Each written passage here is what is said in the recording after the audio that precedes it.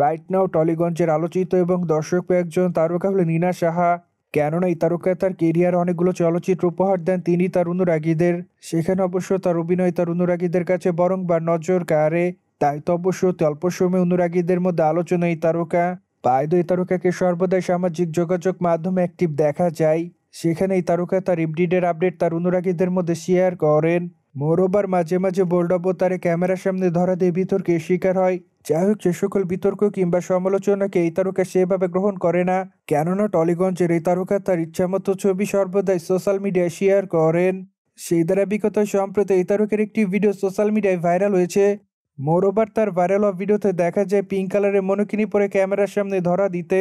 সেই সাথে খোলামেলা চুল হালকা মেকআপে তাকে দেখতে অনেকটা হট লাগে।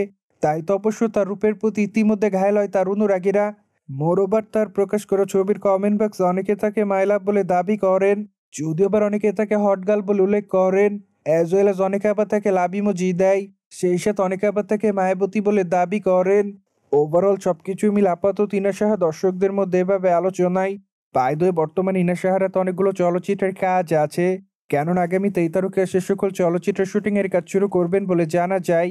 নট অনলি দ্যাট চলচ্চিত্র, কেননা আগামী দিনে তাকে ওটিটিতে অভিনয় করতে দেখবে তার অনুরাগীরা। সেই ধারাবাহিকতা এরই মধ্যে অনেকগুলো ওটিটি প্রজেক্টে অভিনয় করার জন্য প্রপোজাল পেয়েছে এই তারকা।